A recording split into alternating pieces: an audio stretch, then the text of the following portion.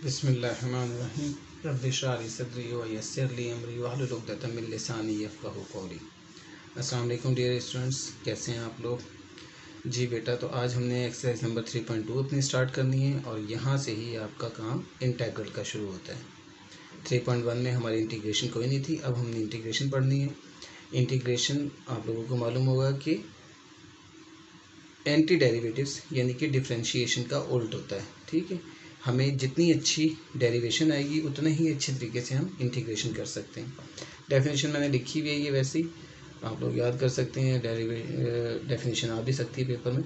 The set of all anti derivatives of F x is called integral. It is denoted by the symbol this. ये integration का sign है।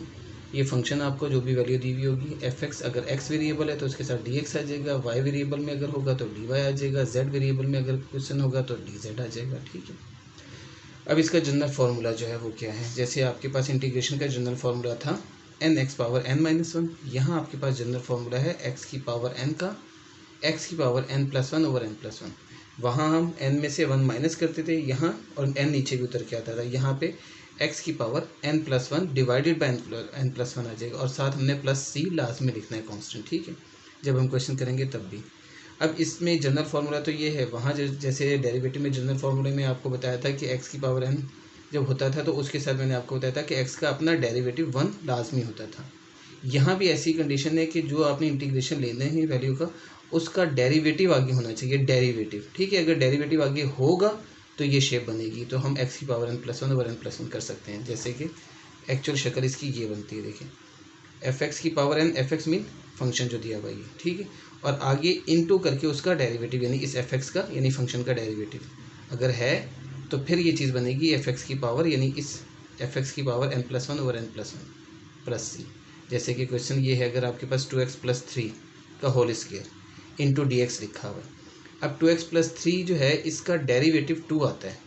ठीक है, 2x plus three का derivative 2 ही होता है ना, तो 2 आगे होना चाहिए। अगर 2 नहीं है तो हम 2 लेके आएंगे ताकि ये शेप बन जाए और 2 आ जाए आगे। अब 2 आगे यानी इसका डेरिवेटिव आगे मौजूद है तो हम इसकी पावर में 1 ऐड कर देंगे, 2 plus one divided by 2 plus one. तो ये आपका एंटी डेरिवेटिव यानी कि इंटीग्रेशन हो गया। ठीक है, 2x प्लस थ्री का क्यूब ओवर 3, ये आपका आंसर आ जाएगा। ठीक है, इसी तरह से आपने जो बातें और याद रखनी है वो ये कि कांस्टेंट का जैसे डेरिवेटिव 0 होता था तो कांस्टेंट का इंटेग्रल यहाँ पे x होगा। ठीक है, जैसे x का डेरिवेटिव 1 होता था तो 1 का इंटेग्रल x आ जाएगा। ठीक है, इसी तरह से 1 का इंटेग्रल ये x आ जाएगा। अगर 2 है तो 2x हो जाएगा, 3 है तो 3x हो जाएगा। यानी कि आप देखना 3 को आप बाहर कर दें तो 1 dx ही बनता है। 1 का इंटेग्रल x होता है तो 3x 4x 5x 2 over 3x something, इस तरह से आंसर आता जाएगा। अब देखें ये जो बात मैंने लिखी थी एक्स की पावर एन प्लस वन, ये मैंने आपसे कहा कि ये इंटेग्रल का फॉर्मूला है। ठीक है, इंटीग्रेशन का फॉर्मूला है और डेरिवेशन का ये उल्ट भी है। अब मैं इसका आपको सबूत देता हूँ।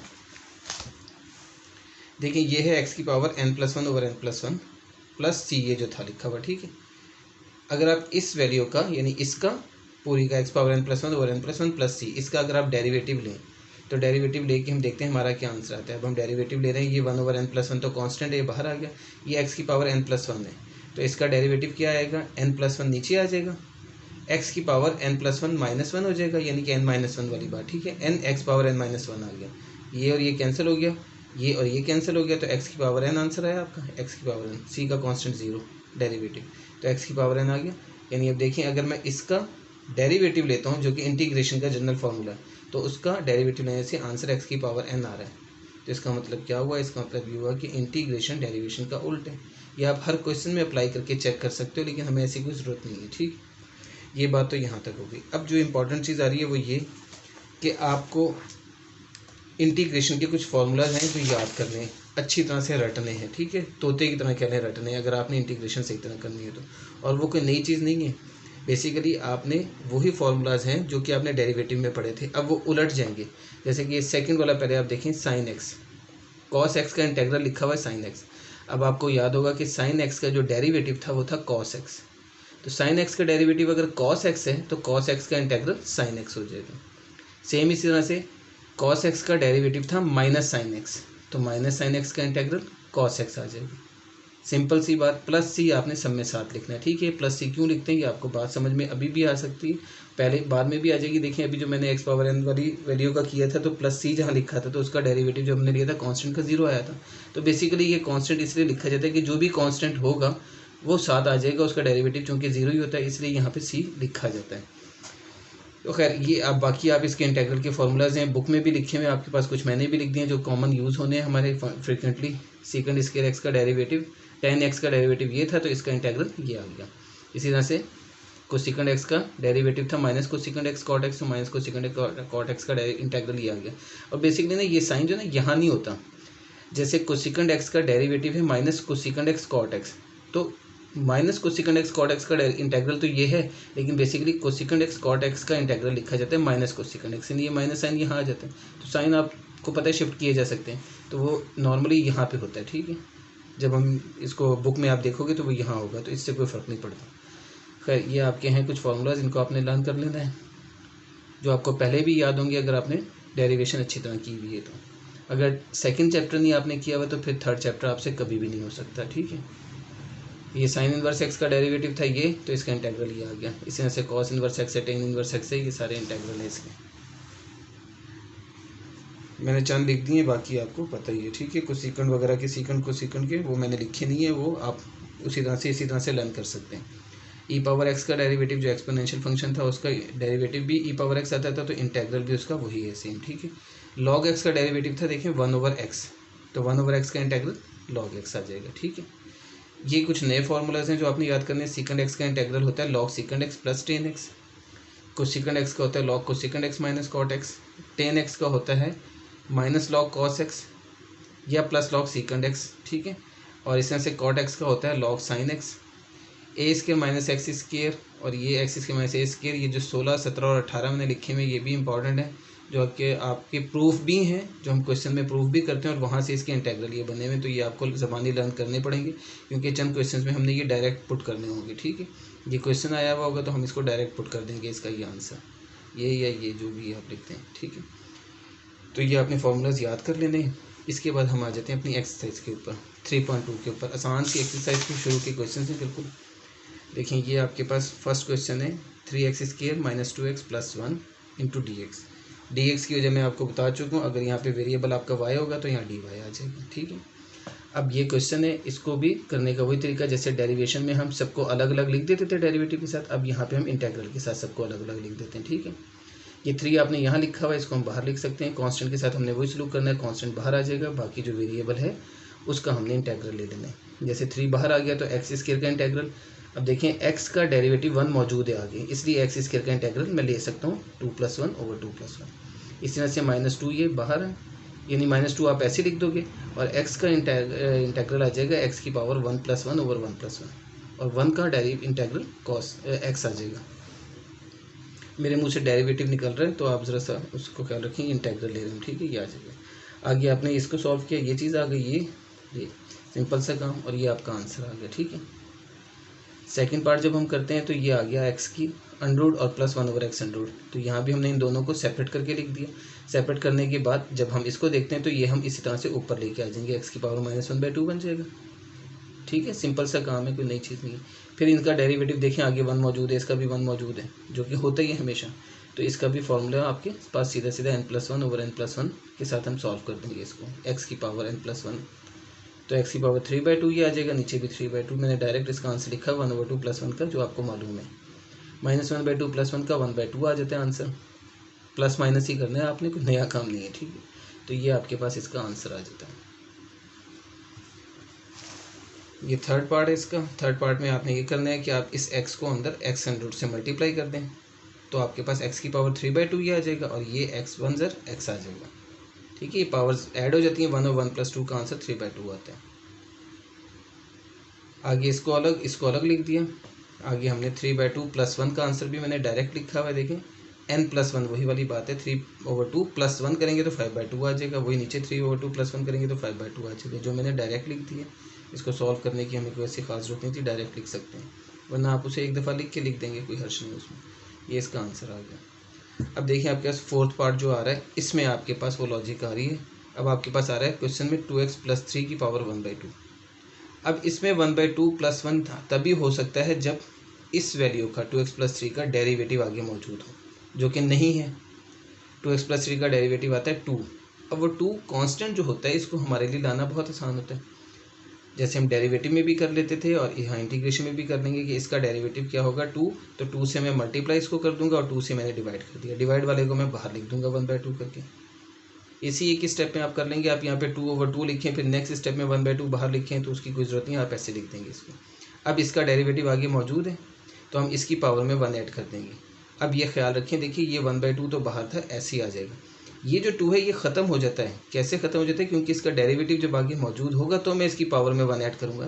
तो इसलिए इस सेंस में ये 2 का कोई काम नहीं है, ये सिर्फ और सिर्फ देखना है हमने इसका डेरिवेटिव आगे मौजूद है तो इसकी पावर में 1 ऐड होना है।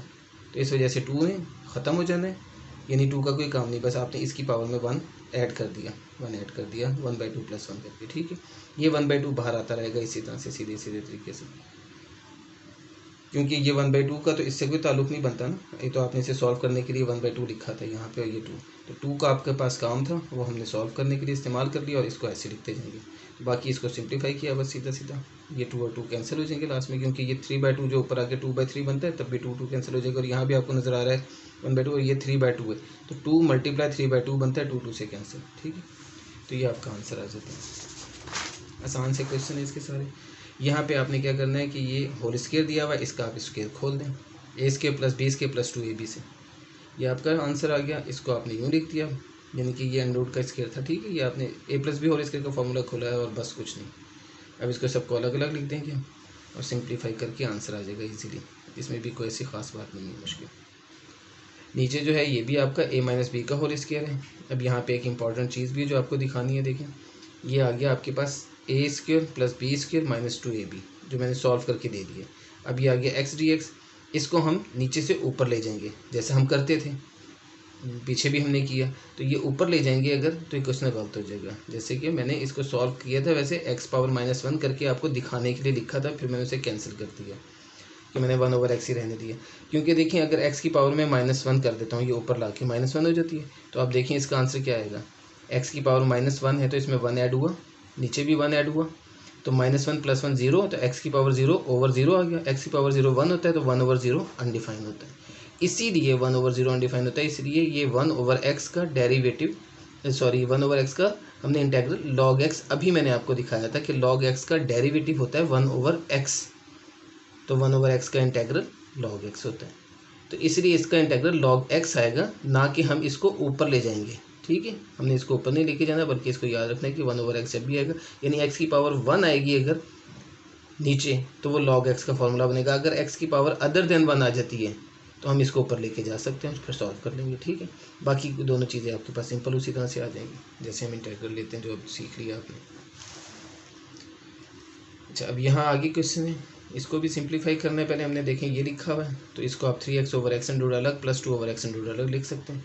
उसके बाद में ये जो है इसका आंसर मैंने आपको सिखाया हुआ है कि x/x का आंसर x आ जाता है, वो आ गया, +2 और x को ऊपर ले जाएंगे हम, तो x की पावर -1/2 हो जाएगा। दोनों को अलग अलग भी लिख दिया और इस तरह लिख दिया।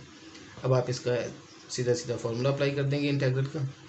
x पावर 1/2 है तो 1/2 + 1 1/2 + 1 ये आ गया, ये -1/2 + 1 -1/2 + 1 आ जाएगा।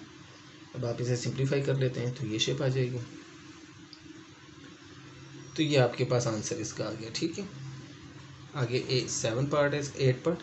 अब यहाँ पे आप इसको सिंप्लीफाई करना है। पहले हमने सिंप्लीफाई करने के 2 तरीके मैंने लिखे हुए हैं, इसको हम जैसे मर्जी कर लें, और भी तरीके हैं, तो हम फिलहाल इसको ऐसे कर लेते हैं कि y+1 ओवर ये दोनों का आंसर मैंने ना y लिख दिया। देखें जैसे x/x का आंसर x था, इसी तरह y/y का आंसर नीचे y आ जाता है, क्योंकि आपको पता है ये पावर 1/2 है, ये पावर 1 है, तो हाफ से कट गया और हाफ बच गया। या आप इस तरह इस सूरत में भी कह सकते हैं कि 1/2 नीचे आए तो 1 - 1/2 हो जाएगा। y की पावर 1 - 1/2 का आंसर भी y आ जाता है, तो y+1 ओवर y आ गया। अब इसे हम अलग अलग लिख सकते हैं, y/y + 1/y ये लिख दिया। फिर यहाँ पे y/y का आंसर आपको पता है y आ जाता है, यानी इसका आंसर, और ये 1/y जो है ये y ऊपर आ जाएगा, तो -1/y बन जाएगा। अभी मैंने इसको इसी तरह लिखा है, नेक्स्ट स्टेप में ऊपर ले जाएंगे। या आप इसको ऐसे भी ओपन कर सकते हैं। ठीक है, इस तरह से भी ओपन करके लिख सकते हैं इसको।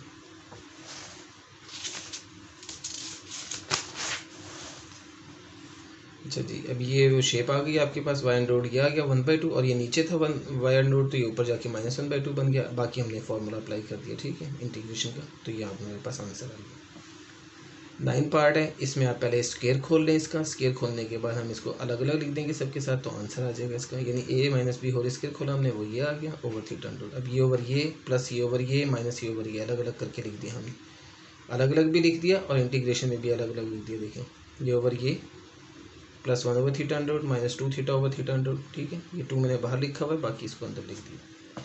तो ये इसका आंसर थीटा अंडर रूट ऊपर आ जाएगा, थीटा अंडर रूट यानी थीटा पावर 1/2, ठीक है, वो लिख दिया। 1 ओवर थीटा अंडर रूट जो था ये ऊपर जाके थीटा की पावर -1/2 आ गया, और ये -2 और ये दोनों कैंसिल होकर 1 डी थीटा आ गया। अब देखिए मैंने यहाँ पे आपको खुद क्वेश्चन में यहाँ डी थीटा दिया हुआ है, इसकी वजह ये क्योंकि आपका वेरिएबल जो है थीटा यूज़ हो रहा है, ठीक है। खैर ये चीज़ आ गई आपके पास। अब आपके पास सिंपल वही काम, n+1 यहाँ भी अप्लाई हुआ, n+1 यहाँ भी अप्लाई हुआ और यहाँ पे सीधा 2 थीटा आंसर आ गया, ठीक है। तो ये आपके पास इस तरह से शेप आ गई और इसके बाद में ये आपके पास आंसर आ गया इसका, ठीक है। इसमें भी कोई नया काम, ये आगे 10 पार्ट आप खुद कर लीजिएगा। इसी तरह से इसे खोलना है जैसे अभी 9 पार्ट किया, सेम वही चीज़ है, ठीक है। इसे आप उसी तरह से कर सकते हैं। इसका स्क्वायर का फार्मूला खोलें, फिर आगे सॉल्व हो जाएगा। अच्छा 11 क्वेश्चन है, ये भी आसान सा, e⁻2x plus e⁻x over e⁻x। इसको भी हम दोनों को इसको अलग प्लस इसको अलग करके लिख देंगे, ये शेप आ जाएगी। अब आपको पता है इस दोनों का आंसर e⁻2x है और ये e⁻x है, एक कट जाएगा, एक e⁻x बच जाएगा, तो इसका e⁻x आंसर आ जाए और इसका आंसर 1 आ जाएगा, दोनों कैंसिल हो जाएंगे, ठीक है। तो 1dx आ गया। अब e⁻x का इंटीग्रल आपको पता है e⁻x ही होता है, वो लिख दिया, प्लस 1 का इंटीग्रल x आ गया प्लस c, ठीक है, क्वेश्चन हो गया। अब आपके पास क्वेश्चन नंबर 2 आपका शुरू होता है, ठीक है। यहाँ से थोड़े से टफ क्वेश्चन शुरू हो जाएंगे। 1 क्वेश्चन आपका बहुत आसान सा था। पहला ही क्वेश्चन आ गया है जिसमें आपको इसकी शेप से नज़र आ रहा है कि इसको हमने रैशनलाइज करना है, ठीक है। इसको हम रैशनलाइज करेंगे सबसे पहले। ये रैशनलाइज के लिए हम आ गए, यहाँ प्लस है तो यहाँ माइनस से हमने रैशनलाइज कर देना है। ये आपको पता है रैशनलाइज का तरीका, कि हमने नीचे वाली जो डिनोमिनेटर होता है इसका साइन चेंज करके, जो भी साइन यहाँ होगा उसका ऑपोजिट साइन लेके हमने इसी वैल्यू से मल्टीप्लाई और डिवाइड कर देना होता है। ये वैल्यू ऊपर एज इट इज़ आ जाएगी, नीचे आपके पास a+b इंटू a-b की शेप हमेशा ऐसी बनेगी, या तो यहाँ माइनस होगा तो यहाँ प्लस होगा, तो a-b इंटू a+b हो या a+b इंटू a-b हो, a² माइनस b² आ गया, ठीक है। ये ऊपर वाली एज इट इज़ लिख दी हमने। अब ऊपर वाली ऐसी आ गई, नीचे आपके पास देखें इसे ओपन करते हैं तो x प्लस a आ गया, माइनस x और माइनस b आ जाएगा, ठीक है। ब्रैकेट ओपन करने से माइनस की वजह से साइन चेंज हो जाएगा। ये चीज़ आ गई आपके पास, ये x और ये x कैंसिल हो गया, तो ये नीचे आ गया a-b, ऊपर ये आ गया, नीचे a-b आ गया। अब ये कांस्टेंट है a-b, दोनों के साथ है, इसके साथ भी इसके साथ भी, तो हम इसे अलग अलग करके आराम से लिख सकते हैं। यानी 1 over a-b into x plus a जो अंडर रूट था उसे पावर 1/2 लिख दिया, minus 1 over a-b into x plus b under root लिख दिया, यानी 1/2, ठीक है। अब आपके पास 1 ओवर a-b वैसे ही आ गया। इसका आपके पास x का डेरिवेटिव आगे 1 मौजूद है, तो हम इसकी पावर में 1 ऐड कर देंगे, जो 3/2 आ जाएगा, ये भी 3/2। सेम ये स्टेप यहाँ पे भी ऐसे हो जाएगा एज इट इज़। अब आप चाहें तो 1 ओवर a-b कॉमन ले लें और इसको 3/2 को हम पलटा देंगे तो 2/3 हो जाएगा, इंटू एक्स प्लस ए की पावर 3/2, और ये भी ऐसे ही आ जाएगा, ठीक है। सेम 1 ओवर a-b बस हमने कॉमन में ले लिया। उसके बाद में इसका सेकंड पार्ट है। सेकंड पार्ट थोड़ा सा टेक्निकल है, ठीक है, जिसमें हमने एक सेंस है जिसको हमने याद रखना है, जिसको मैं आपको समझा भी देता हूँ। देखें काम हमने ये किया कि हमने इन दोनों को डिवाइड किया है, ठीक है। डिवाइड करके आपके पास ये डिवाइड किया हमने, डिवाइड करने के बाद इसका आंसर ये बन रहा है और फिर हमने इसको यूँ लिखा है। ये क्या चीज़ है ये मैं आपको बता देता हूँ। देखें आपको पता है कि अगर हम जैसे कि 9 को डिवाइड करें 2 से, 9 को डिवाइड करें अगर हम 2 से, तो 2 4 ज़र 8 आता है और ये 1 आ जाता है। तो इसको मिक्स नंबर में कैसे लिखा जाता है, ये आपका 4 आ जाता है साइड पर, ये आ जाता है रिमाइंडर जो होता है 1, और ये जो डिवाइज़र है ये 2, यानी quotient into remainder over divisor. ये वाली वैल्यू साइड पे आती है, रिमाइंडर आपका ऊपर आता है और 2 अपनी जगह पे नीचे ही आएगा। 9/2 का ये आंसर है, ठीक है। अब देखें ये जो चीज़ है 4 इंटू 1/2, इसको हम यूँ लिख सकते हैं 4 प्लस 1/2। ये आप चेक कर लें। अब आप इसका एलसीएम लेके अगर आप सॉल्व करते हैं, जैसे 4 प्लस 1/2 है, अगर आप इसका एलसीएम लें तो 2 एलसीएम में है, तो यहाँ पे 1 है तो 1 2 ज़र 2, तो 2 4 ज़र 8 प्लस 1 2 1 ज़र 2, तो 1 1 ज़र 1, तो ये 9/2 ही आ गया, देख लें, ठीक है। वही 9/2 जो ये था, तो हम इसको 4 इंटू 1/2 को यानी मिक्स नंबर को 4 प्लस 1/2 लिख सकते हैं। यही रूल आपने यहाँ अप्लाई करना है जब हम इसको डिवाइड करते हैं। देखें डिवाइड करने की भी वजह होती है कि दोनों अगर सेम हो वैल्यूज़, या ऊपर वाली बड़ी और नीचे वाली छोटी हो, तो हमने इसको डिवाइड करना है। और डिवाइड क्यों करना है, कुछ क्वेश्चन ऐसे आएंगे जिसमें हमें डिवाइड करना पड़ेगा, उसके बगैर ये सॉल्व होते नहीं। यानी ये क्वेश्चन मैं सेपरेट करके कहीं से नहीं लिख सकता था, मुझे ऐसे ही करना पड़ेगा ये। तो x square plus 1 plus x square को मैंने ये लिख दिया, और इसको भी मैं तरतीब से माइनस एक्स स्क्वायर प्लस 1 करके लिखा, क्योंकि बड़ी वैल्यू को डिवाइड में हम पहले लिखते हैं, ठीक है, चाहे वो अंदर वाली हो चाहे बाहर वाली हो। अब देखिए एक्स स्क्वायर को -1 से मल्टीप्लाई करें तो एक्स स्क्वायर आता है माइनस में, क्योंकि मुझे माइनस एक्स स्क्वायर का आंसर चाहिए, तो ये माइनस एक्स स्क्वायर आ जाएगा, और ये प्लस माइनस माइनस 1 आ जाएगा, तो -1 आ गया। अब डिवाइड में क्या होता था, इनके साइन चेंज होते थे, नीचे वाले के साइन चेंज किए तो ये दोनों कैंसिल हो गए, जो कि ज़रूरी है, इसने कैंसिल ही करने के लिए हमने डिवाइड किया कि ये हमेशा वो आंसर है जिससे कैंसिल हो जाए, और ये 1 + 1 2 आ गया। तो अब देखें ये आपका क्वोशंट आ गया, ये रिमाइंडर, ये डिवाइजर, तो ये यूँ लिखा जाएगा -1 × 2/1 + एक्स स्क्वायर। देखिए -1 × 2/1 + एक्स स्क्वायर या एक्स स्क्वायर + 1। और फिर अगले हम क्या करेंगे, अब ये तो मैंने आपको लिखना सिखाया, बेसिकली हम इसको कैसे लिखेंगे, -1 + 2/this, तो वो मैंने इसको लिख दिया। देखिए -1 + 2/this, बस ये एक स्टेप है जिसे हमने याद रखना है, तो क्वेश्चन आपका सिंपल हो जाता है। अब इसको हम अलग और इसको हम अलग लिख सकते हैं, जो कि हमने लिख दिया, ठीक है। अब -1 का इंटीग्रल आपके पास -x आ जाएगा, +2 वैसे आ गया, और ये आपका tan इनवर्स x का डेरिवेटिव फॉर्मूला होता है इंटीग्रल, यानी कि tan इनवर्स का डेरिवेटिव ये होता है, तो इसका इंटीग्रल क्या आ जाएगा, +c, आंसर आ गया आपका। थर्ड पार्ट भी आपका सेम फर्स्ट पार्ट की तरह है, इसमें भी हमने रैशनलाइज करना है, रैशनलाइज का वही प्रोसीजर या फॉलो कर लें सारा इसको, ठीक है। ये आपके पास चीज़ बन जाएगी, उसके बाद आपके पास यहाँ पे ये चीज़ आ जाएगी। अब आपके पास 1/a आ गया, नीचे बच गया, बाकी आपके पास ये दोनों वैल्यूज़ हैं, इन दोनों को हम अलग अलग करके लिख देंगे। ये 1/a मैंने यहीं पर ही कॉमन ले लिया, सबके साथ बाहर करके लिख दिया, ब्रैकेट दे दिए, इसलिए 1/a के साथ ही लिख दिया। अब इसका आंसर आपके पास 3/2 करके, क्योंकि इसका डेरिवेटिव आगे मौजूद है, इसका भी आंसर ऐसे आ जाएगा, ठीक है, सिंपल सा काम। तो ये आपके पास आंसर निकल आया। ये 3/2 जो है 2/3 बन जाएगा, यहाँ भी 2/3, यहाँ भी 2/3, तो वो मैंने कॉमन में वो भी बाहर ले लिया, 2/3a × ये वैल्यू, ठीक है, आंसर आ गया आपका। अच्छा, उसके बाद में आपका फोर्थ पार्ट, ये भी मैं आपको पीछे बता चुका हूँ, वही सेंस से देखें, ये -2x है, तो आगे मुझे -2 इसका डेरिवेटिव चाहिए हर सूरत में, तभी मैं इसकी पावर में 1 ऐड कर सकता हूँ, क्योंकि इस वैल्यू का डेरिवेटिव -2 होता है। तो वो -2 से मैं मल्टीप्लाई डिवाइड करूँगा, ये मैंने आपको दोनों चीज़ें यहाँ लिख के दिखा दी हैं ताकि आपको और बेहतर समझ में आ जाए। तो ये -2 नीचे वाला जो है ये हम बाहर ले जाएंगे, अगले स्टेप में 1/-2 लिख देंगे, और ये वैल्यू × -2 dx लिख देंगे। जो मैंने पीछे जब किया था तो 2 था, तो मैंने 2 और यूँ लिख दिया था, तो ये आप इसमें भी लिख सकते हैं, सिर्फ आपको समझाने के लिए मैंने ऐसे लिखा है, और कोई बात नहीं। तो अब इसका डेरिवेटिव आगे मौजूद है, तो इसका मतलब है कि इसकी पावर में 1 ऐड हो जाएगा। तो -3/2 में 1 ऐड करेंगे तो -3/2 + 1 -1/2 बनता है, ठीक है। -3/2 + 1/1 हो गया, ये 2 एलसीएम में आया तो -3 आ जाएगा वैसे, और ये 1 2 2 2 1 2, तो -1/2 आ जाएगा। तो ये आपके पास इस तरह से -1/2 आ जाता है, ठीक है। तो खैर ये आ गया -1/2, नीचे भी -1/2, ये 2 और 2 कैंसिल हो जाएंगे, ये माइनस माइनस प्लस हो जाएगा, तो a - 2x की पावर -1/2 सिर्फ आंसर आ जाएगा, +c। अब आप इसको अगर नीचे लिख देंगे तो 1/a - 2x अंडर रूट में आ जाएगा, +c। ये हम दोनों सूरतों में आंसर दे सकते हैं, ठीक है।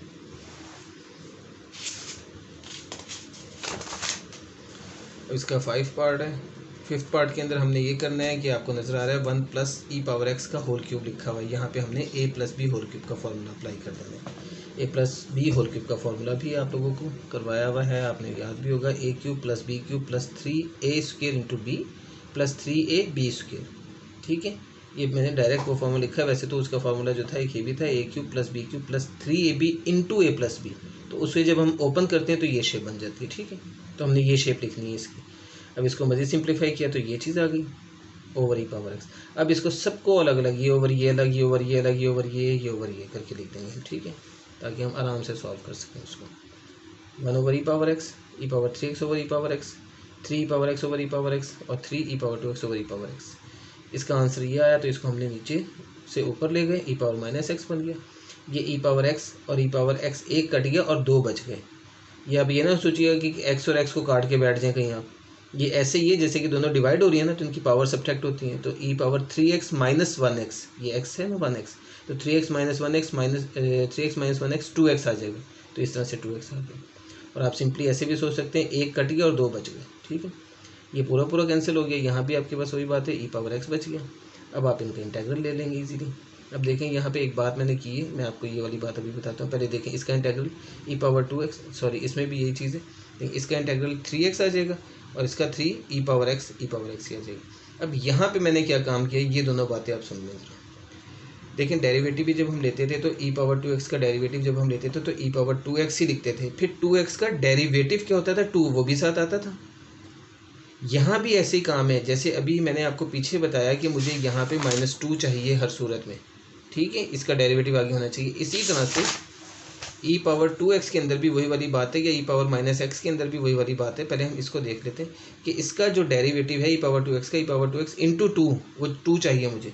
तो एक तरीका तो ये है कि आप यहाँ पे 2 लिखें और बाहर भी 1/2 लिख दें, तो बाहर वाला 1/2 तो ये आ गया 1/2, और ई पावर 2x का डेरिवेटिव यानी कि 2 मौजूद है।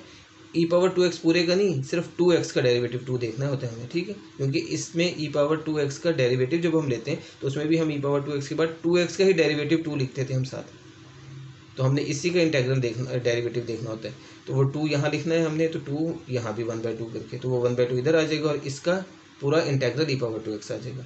इसको हम एक और तरीके से कर सकते हैं, उसका सिंपल तरीका ये होता है, देखें इसका इंटेग्रल आया ई पावर 2x और 2x का डेरिवेटिव आया 2, तो इसमें क्या होगा, 2 जो है ना मल्टीप्लाई में नहीं बल्कि डिवाइड में लिखा जाता है, ठीक है। जैसे आप डेरिवेटिव में मल्टीप्लाई में लिखते थे, यहाँ पे हमने डिवाइड में लिखना है, ओवर में। सेम इसी तरह से ई पावर -x का इंटेग्रल ई पावर -x आया और -x का डेरिवेटिव -1 आता है, तो -1 से इसे मल्टीप्लाई नहीं बल्कि डिवाइड करना है, क्योंकि हम इंटेग्रल ले रहे हैं। तो ये एक सेंस है जिसे हमने याद रखना है। ये चीज़ आ गई, अब ये माइनस प्लस माइनस होकर यहाँ आ जाएगा और ये ई पावर -x बन जाएगा, ये ई पावर 2x/2 और ये ऐसे ही आ गया। अब इसको आप मजीद ये भी कर सकते हैं, 1 ओवर ई पावर x लिखना चाहें तो वो लिख दें, वरना आप ऐसे लिखा रहने दें, कोई प्रॉब्लम नहीं है, ठीक है जी। ये इसका आंसर आ गया। इसके बाद में 6 पार्ट है आपका।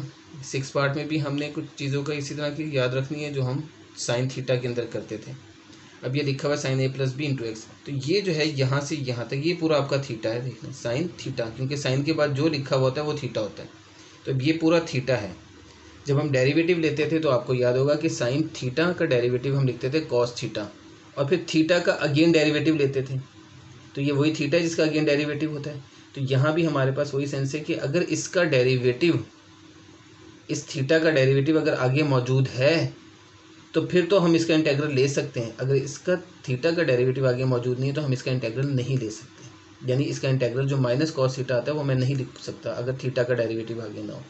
इसीलिए हमने इसको भी ऐसे ही करना है कि a + b × x का डेरिवेटिव, देखें इस पूरे का डेरिवेटिव जो a + b आ जाता है, a + b x से मल्टीप्लाई हुआ हुआ, जैसे सिर्फ 4 होता 4x तो 4x का डेरिवेटिव 4 होता है, इस तरह से a + b × x का डेरिवेटिव a + b ही आ जाएगा, क्योंकि x का डेरिवेटिव 1 और साथ a + b कांस्टेंट वो वैसे ही आ जाता है।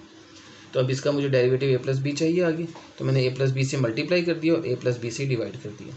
तो 1 ओवर, जैसे हम 2 से करते थे 1/2 × 2 लिखते थे, तो ये भी वही बात है 1 over a + b × a + b यूँ करके लिख दिया इसे, ठीक है। जैसे a + b over a + b होता है, तो ये वही चीज़ है।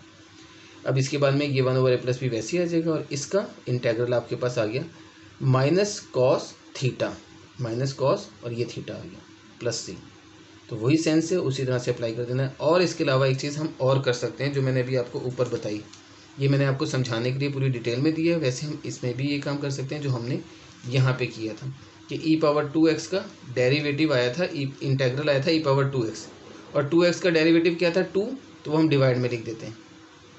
ये अप्लाई चीज़ हम हर चीज़ पे कर सकते हैं। जैसे पीछे वाले जो क्वेश्चन थे वहाँ भी जिसमें मैंने 2 से मल्टीप्लाई किया, 2 से डिवाइड किया, वहाँ भी हम ये कर सकते हैं और यहाँ भी हम ये कर सकते हैं, ठीक है। तो यहाँ भी हम इसको ऐसे लिख सकते थे कि मैं इसको यूँ लिख देता, साइन थीटा का इंटेग्रल -cos थीटा लिखता, और थीटा का जो डेरिवेटिव आता है, थीटा का डेरिवेटिव आता है a + b, तो मैं इसको नीचे a + b लिख देता इसके, तो देखें वही आ रहा है नीचे।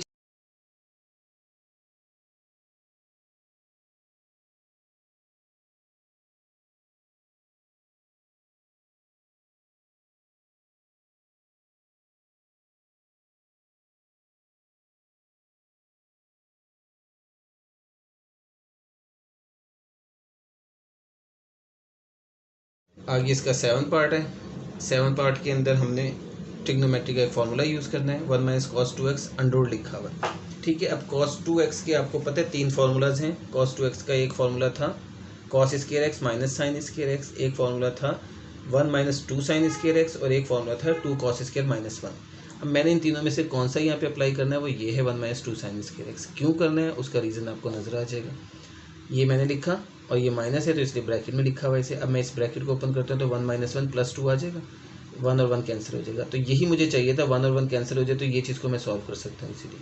तो देखें ये चीज़ आ गई 2 अंडर रूट और sine square x, under root 2 यानी 2 साइन स्क्वायर एक्स का अंडर रूट है, ठीक है ना, ये खत्म हो गया। तो 2 इंटू साइन स्क्वायर एक्स का अंडर रूट, तो इसको अलग अलग लिखेंगे हम तो 2 अंडर रूट में आ जाएगा और साइन स्क्वायर एक्स का अंडर रूट साइन एक्स आ जाएगा। तो ये शेप बन जाएगी इसकी। अब 2 अंडर रूट चूँकि कॉन्स्टेंट है तो ये तो बाहर आ गया आपके पास, सिर्फ साइन एक्स का इंटेग्रल आप ले लेंगे जो कि माइनस कॉस एक्स आ जाता है, और एक्स का डेरिवेटिव 1 होता है तो इसलिए हमें 1 लिखने की ज़रूरत ही नहीं है नीचे ये साइड पे कहीं पे भी, ठीक है।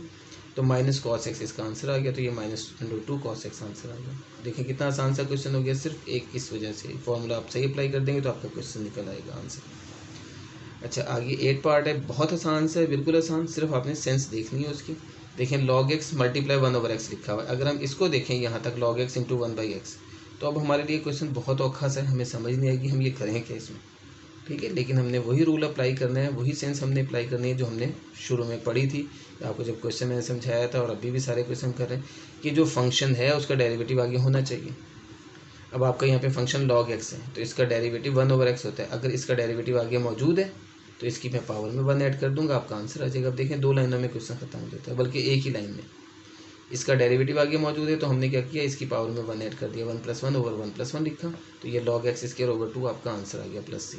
इसको हम थोड़ा बढ़ा के कर सकते हैं लेकिन हमें कोई ज़रूरत नहीं ऐसी कोई खास। देखिए इसको आप मज़ीद अगर लेटिंग करके भी कर सकते हैं, लेट करके कि मैं इसको लेट कर लूँ log x को z के बराबर या t के बराबर, फिर log x का डेरिवेटिव आएगा 1 over x into d x बन जाएगा डिफरेंशियल की सूरत में, तो फिर उसके बाद में हम आंसर निकालेंगे, लेकिन हमें कोई ज़रूरत नहीं है।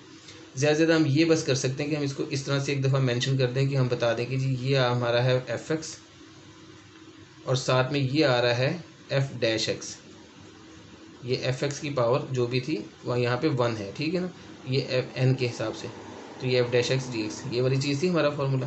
तो जब इसका डेरिवेटिव आगे मौजूद है तो हम इसमें 1 ऐड कर देते हैं, तो ये लिख के फिर आप ये लिख दें बेशक, तो ये आपके पास वही आ गया fx की पावर n यानी log x की पावर 1, तो उसमें 1 ऐड हो जाएगा।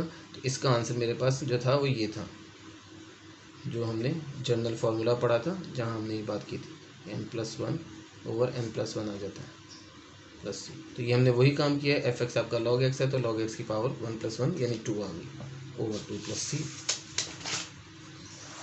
आगे आपके पास है 9 पार्ट, इसका साइन स्क्वायर एक्स लिखा हुआ है, यहाँ पे हमने हाफ एंगल फार्मूला अप्लाई करना है।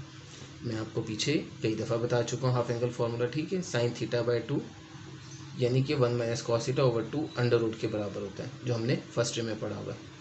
हाफ एंगल बहुत इंपॉर्टेंट फार्मूला है, कई दफ़ा यूज़ हो चुका है अभी भी हमारे पास। तो इसका स्क्वायर लेंगे तो ये 1 माइनस कॉस थीटा ओवर 2 बन जाएगा। अब 2 को अगर मैं इधर ले आऊँ, सॉरी ये 1 माइनस कॉस थीटा ओवर 2 बन जाएगा। अब यहाँ मेरे पास क्या साइन स्क्वायर एक्स है। हाफ एंगल फार्मूला ऐसा था जिसमें सेंस ये थी कि यहाँ अगर थीटा बाय 2 है तो इसका डबल यहाँ होता है, थीटा बाय 2 है तो 1 थीटा यहाँ पे होगा, अगर यहाँ थीटा होगा तो यहाँ 2 थीटा आ जाएगा, यानी इसका डबल, ठीक है। ये बात आपको पीछे बताई जा चुकी है, सारी बात डेरिवेशन के अंदर हम अप्लाई कर चुके हैं कई दफ़ा में। तो आप डेरिवेशन के जो मेरे टॉपिक हैं यानी कि ट्रिग्नोमेट्रिक फंक्शन का जो था 2.5 उसके अंदर हमने ये चीज़ें की हुई हैं, तो आप 2.5 को आप चेक कर लें, वहाँ आपको इसकी डिटेल मिल जाएगी। तो खैर मैंने इसकी जगह पे देखें ये लिख दिया 1 माइनस कॉस 2x ओवर 2, यानी यहाँ x है तो यहाँ 2x आ जाएगा। अब हम इसको सिंप्लीफाई आराम से कर सकते हैं, 1 ओवर 2 को अलग लिख देंगे, माइनस कॉस 2x ओवर 2 अलग लिख देंगे। अब इसको और इसको अलग अलग इंटेग्रल में लिख देंगे। अब आपके पास 1 ओवर 2x आ गया माइनस 1 ओवर 2, और cos 2x का आंसर उसी तरह से जो मैं अभी आपको समझा रहा था, cos 2x का इंटेग्रल आ गया sin 2x, और जो थीटा है यानी कि cos थीटा ये वैल्यू 2x, तो 2x का डेरिवेटिव क्या होता है 2, वो 2 डिवाइड में आ जाएगा।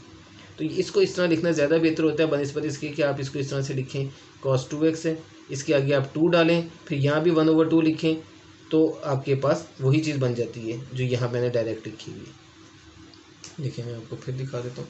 देखिए cos 2x है, अगर मैं इसको यूँ लिखूँगा cos 2x, तो इसका डेरिवेटिव 2x का 2 है, वो मुझे यहाँ चाहिए, तो मैं यहाँ लिखूँगा और ये लिखूँगा, ऐसे ही करते थे हम, ठीक है। अब आप देखें ये तो मैंने आपको बताया था ख़त्म हो जाता है, इसका तो सीधा सीधा आंसर आ जाता है sin 2x, ठीक है, और ये 2 नीचे आ जाता है, तो ऐसे ही आ जाता है। तो ये वही चीज़ आ गई डायरेक्ट। देखें यहाँ पे अगर इसको आप भूल जाएँ, आप देखें cos 2x को इंटेग्रल क्या लिया sin 2x और ओवर में 2 आ गया, यानी 2x का जो डेरिवेटिव था 2 वो नीचे आ गया, तो ये वही चीज़ बनती है बिल्कुल सेम। तो हमने यही काम डायरेक्ट कर लेना है, हमें ये लिखने की ज़रूरत नहीं, हम ये यूँ लिख देंगे, हमारे लिए आसानी है। ठीक है, तो खैर ये आ गया आपके पास 1/2x माइनस ये 1/4 बन गया sin 2x ओवर 4 करके जिसे हम लिख सकते हैं, ये हमारा आंसर आ गया। अच्छा जी, आगे 10th पार्ट जो है इसके अंदर भी हमने हाफ एंगल फार्मूला ही अप्लाई करना है। अब ये उलट हो जाएगा, पहले हमने क्या किया था, पहले हमने इस शेप को इस शेप में लिखा था, अब हमने इस शेप का आंसर ये है इस शेप में लिखना है, यानी कि आपको 1/1 + cos x दिया हुआ है, तो 1 + cos x जो है वो 2 cos स्क्वायर x बाई 2 का आंसर बनता है, क्योंकि cos square x by 2 1 + cos x over 2 है, तो 2 इधर गया तो 2 cos स्क्वायर x बाई 2 बन जाता है 1 + cos x।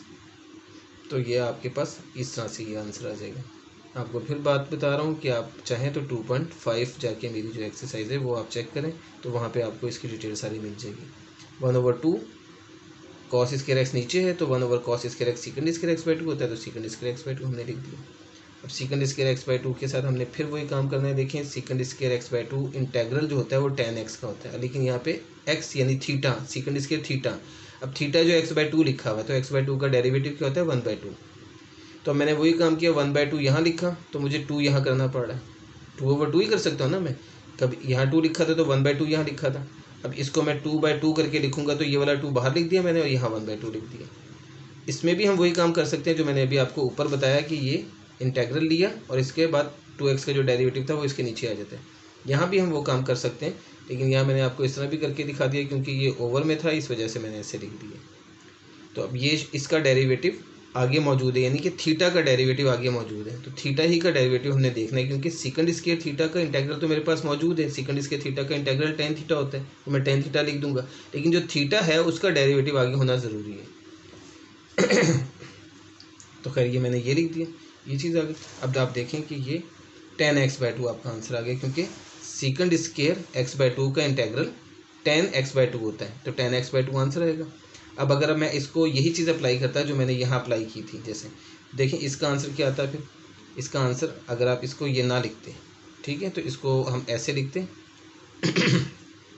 देखें ये चीज़ जो है मैं ऐसे लिखता, ये 2 1/2 बाहर है, ये 1/2 बाहर है, ऐसे ही आ गया, इंटू इसका इंटीग्रल आता tan x by 2 divided by इसका डेरिवेटिव 1/2 है, तो 1/2 नीचे आ जाता है। अब ये देखें ये 2 और ये 2 कैंसिल हो जाते हैं, तो क्या आंसर आता है tan x बाई 2, वही हमारा आंसर आया हुआ tan x by 2 plus c। ठीक है, वही चीज़ उसी तरह से हमने काम करना है। आगे आपके पास 11 पार्ट आ जाता है, बहुत आसान से। इसमें हमने एक और नया फार्मूला अप्लाई करना है इसका, जो कि मैंने आपको पीछे नहीं बताया था इंटीग्रल का।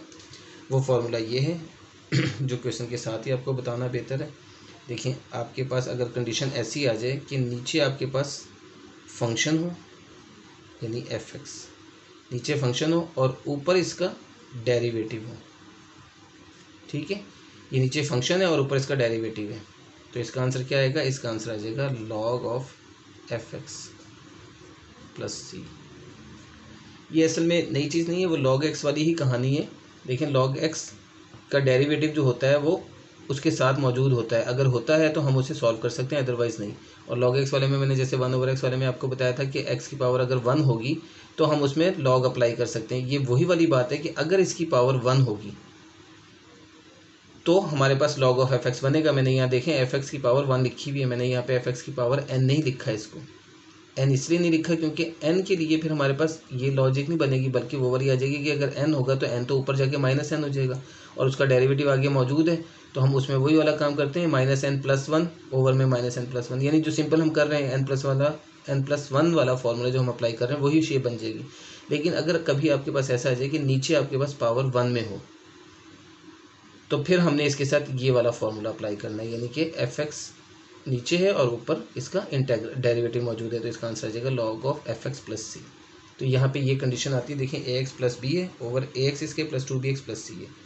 अब इसकी पावर 1 है, अगर मैं बिलफर्ज इसको, अब देखें पहले तो मैं देखें इसका डेरिवेटिव क्या आता है, 2ax plus 2b, 2x plus 2b है, तो यहाँ ax प्लस b है, तो मैं इसको क्या करता हूँ 2 से मल्टीप्लाई और डिवाइड कर देता हूँ, 2 से डिवाइड कर दिया और 2 से मल्टीप्लाई कर दिया। अब आप इसे ओपन करते हैं तो 2x प्लस 2b बन जाता है, देखिए ये शेप बन जाती है 2x प्लस 2b। अब अगर आप नीचे वाली को देखें, अब इसको अगर मैं ऊपर ले जाता हूँ तो वही वाली सेंस जो मैंने आपको 1/x में बताई थी कि अगर मैं 1/x का x ऊपर ले जाता हूँ तो x की पावर -1 बनेगी।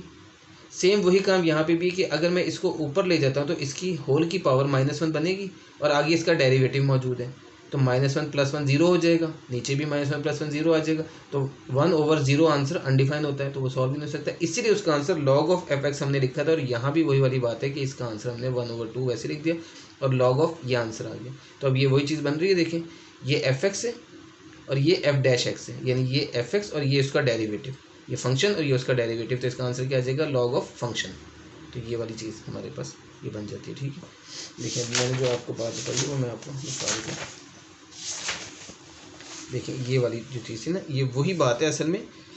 इस x का डेरिवेटिव ऊपर मौजूद है, यहाँ सिंपल x था इसलिए आपको नज़र नहीं आ रही बात कि x का डेरिवेटिव ऊपर 1 मौजूद है, तो मैं इसको log ऑफ fx, यानी कि ये fx और ये f-x है, तो log ऑफ fx यानी log x आंसर आ गया। क्योंकि अगर मैं इसे ऊपर लेके जाऊँगा तो ये वाली चीज़ बन जाएगी। सेम वहाँ भी यही वाली कंडीशन है कि अगर मैं इसको ऊपर लेके जाऊँगा तो मेरे पास वही वाली चीज़ बन जाएगी -1 + 1, तो जो पॉसिबल नहीं है। इसलिए इसका आंसर ये होता है कि जब भी आपके पास ये कंडीशन आएगी, नीचे डेरिवेटिव ऊपर उसका नीचे फंक्शन और ऊपर उसका डेरिवेटिव, तो log ऑफ फंक्शन आंसर आ जाएगा आपका, ठीक है। तो इसमें ये चीज़ अप्लाई की हमने। आगे 12 पार्ट है, इसके लिए हमें थोड़ा सा फिर फर्स्ट ईयर की फार्मूलाज पे जाना पड़ेगा। 10.4 एक्सरसाइज जो थी फर्स्ट ईयर में, उससे उसके एक्सरसाइज के अंदर 8 फार्मूलाज जो यूज़ होते थे, उसमें एक फार्मूला ये था 2 cos p sin q, जो प्रोडक्ट की सूरत में लिखा होता था। तो पहले आपके पास क्वेश्चन ये था, मुझे इसकी शक्ल से पता चल रहा था, इसलिए मैंने इसको 2 से मल्टीप्लाई और डिवाइड कर दिया। अब ये बन गई shape 2 cos p sin q। 2 cos p sin q का जो फार्मूला होता है वो होता है sin p + q minus sin p - q। ये आपका फार्मूला है जो हमने 10.4 में पढ़ा हुआ है फर्स्ट ईयर में, वो फार्मूला मैंने अप्लाई किया, तो ये sin 5x आ जाएगा, ये माइनस sin x आ जाएगा।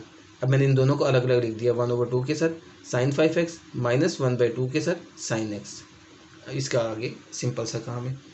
आगे देखिए मैं इसको डायरेक्ट भी कर सकता था, मैंने फिर आपको इस तरह लिख के दिखाया कि थीटा का डेरिवेटिव मुझे आगे चाहिए 5, तो मैंने 5 आगे लिखा और 5 से डिवाइड कर दिया, तो इसका sin 5x का इंटीग्रल -cos 5x आ गया और ओवर में ये 5 आ गया, ये 5 × 2 = 10 हो गया। यहाँ पे sin x का इंटीग्रल सीधा सीधा -cos x आ गया, क्योंकि इसका डेरिवेटिव तो x का 1 है, तो वो मौजूद ही है। तो इसमें हमने कुछ नहीं किया सिवाय इसके कि ये -1/2 और ये -cos x लिखा है, माइनस प्लस हो जाएगा cos x/2। और देखेंगे वही वाली बात आ रही जो मैंने आपको सिखाई थी कि अगर मैं ये नहीं लिखता तो मैं इसका डायरेक्ट इंटीग्रल लिख सकता हूँ cos 5x -cos 5x, और 5x का डेरिवेटिव 5 है जो हम डिवाइड में लिख देंगे, तो -cos 5x/5 ये वही चीज़ बन जाएगी, -cos 5x/5 आएगा, तो ये 2 से मल्टीप्लाई करके 10 आ जाएगा।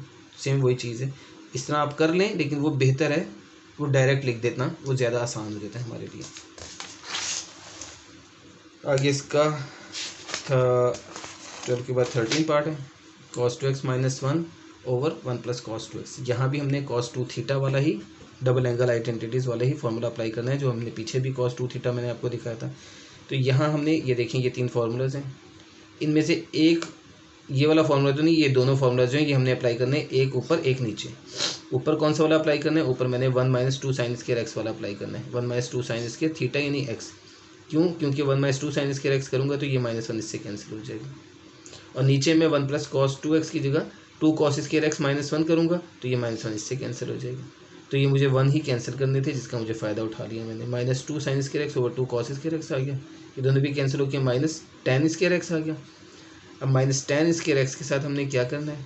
सिंपल सा काम, आपने ये भी ट्रिग्नोमेट्री के फॉर्मूले पढ़े हुए हैं, 1 + tan² x आपको फर्स्ट में भी सिखाए हुए हैं, 9th-10th में भी, तो ये उसी फॉर्मूले हैं। 1 + tan² x sec² x होता है, तो यहाँ से tan² x का आंसर क्या निकलता है? tan² x = sec² x - 1। वहाँ थीटा में लिखा था 1 + tan² θ sec² θ, तो थीटा हो एंगल या x हो, उससे कोई फर्क नहीं पड़ता। तो tan² x की जगह हम लिख देंगे sec² x - 1, ये माइनस वैसे ही बाहर आ जाएगा। अब इसको हम अलग अलग लिख देंगे, sec² x अलग dx और माइनस के साथ, और ये माइनस माइनस प्लस होके प्लस dx अलग।